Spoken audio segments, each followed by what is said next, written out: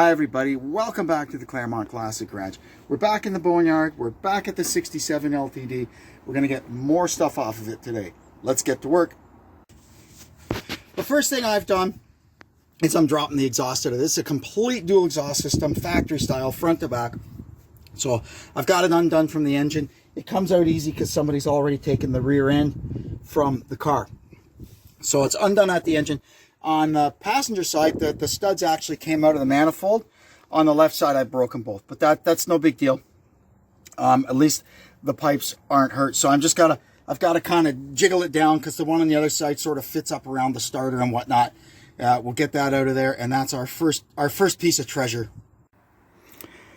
So as far as the engine goes in this thing, I'm looking around in here, and you see here the odometer, 35,707.4.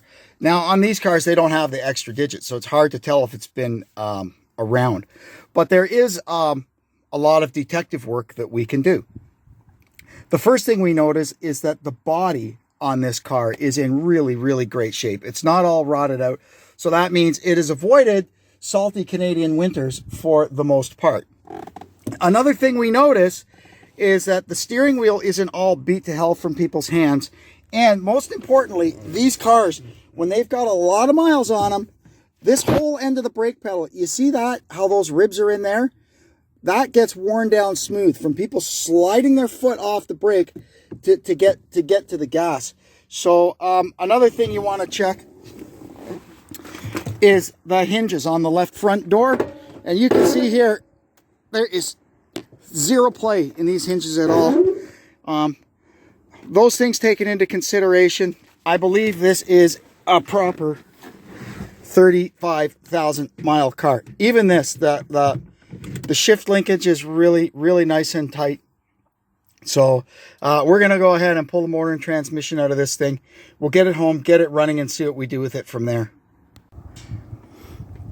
All right, we've got the A-frame here. Now we're going to get started. I've got all the mounts and linkage and everything undone underneath. The last thing I'm going to do is, this doesn't look too bad. I'm going to try and knock the yoke off the drive shaft and stick it in the end of the transmission so all the oil doesn't come out when we lift the thing up.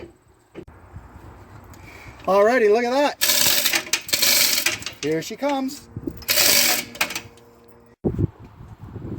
Oh, we're getting there. We're getting there. She's almost out. All right, so you can see some stuff peculiar to the 390 GT engine here. It's got the police style metal exhaust gaskets. It does have the 1963 small bore exhaust manifolds on it. The big bore ones didn't come along until 1968. That's what's on my car.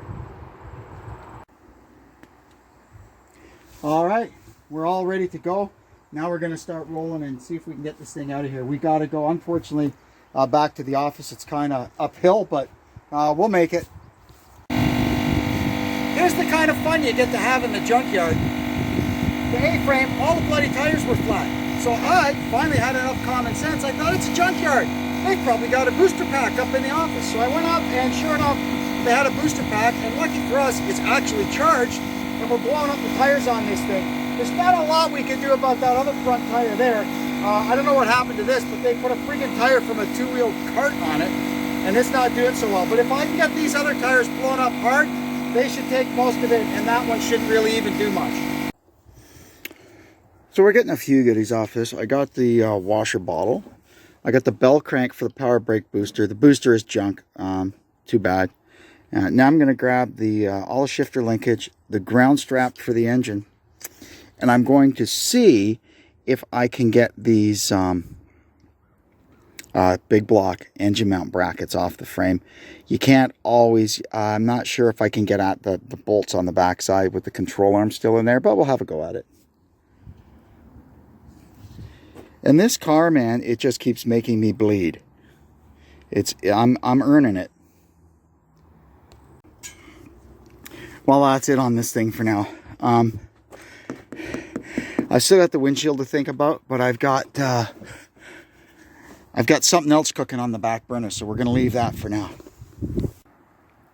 Here's a nice yellow TJ they just plopped in here. It took one on the front. It's a 4 liter. Look at these nice ARE wheels. It's too bad there's only 3 of them. Too bad indeed. Nice little Jeep. Stick shift. Beauty. Here's a couple of classics. A Grand Marquis. It's got, look at the nice wheels on it. Wow. And this Firebird, I don't know, what engine does it say here? 5.7. Wow. That's a nice car. Is it a Trans Am? I don't know. It's a Firebird. It's got wings and stuff. It's got nice wheels too. And a fresh meat PT. It's at least a touring. It's got 4-wheel disc brakes. Automatic, the newer interior. Don't care too much for it.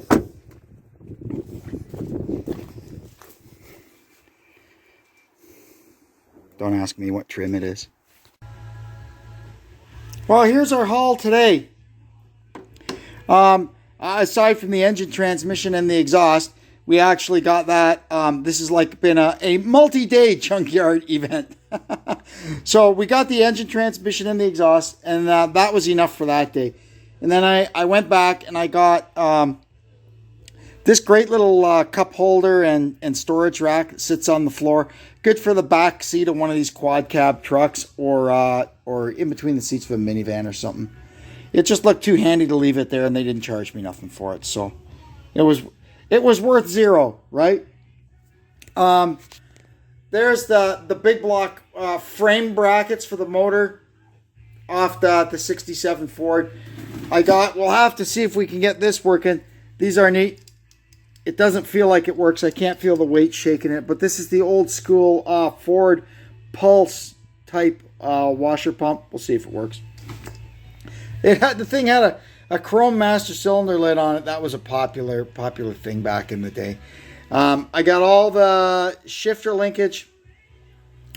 These are the little booties for that cover the bolts of the lap belts where they bolt to the drive shaft tunnel behind the seat. There's the little ground strap that I showed you. Look at that. Famoco. That's beautiful. I got the washer jug. I got the bell crank assembly for the brake booster and a working and not too badly pitted up left side remote mirror. I got the radiator from it too. It's got a decent core in it because it was an air conditioned car. It's a 3-core, triple core rad, and I got most of the shroud. It's got a number on it, so we'll see if we can replace the shroud. I might even have one kicking around that fits it. Then on the way home, I stopped off to visit a guy that was parting out a 3rd gen diesel pickup truck. And I got this beautiful, that's a rear seat floor mat for a quad cab with the Ram logo and everything on it. That's really nice. I got an almost perfect pair of WeatherTech floor liners. I mean, I was going to buy a set of these. It's almost $200 by the time you pay tax, shipping, blah, blah, blah. What a score. And I got a spare Laramie center stack with the dual zone heater controls and the heated seat switches and stuff like that. Also very good to have. And I guess that'll wrap it up for that one. It was kind of a shorter video, but or not as long as they can sometimes be. But it was still a good trip to the junkyard, man. We got that 390 GT motor and the C6 transmission.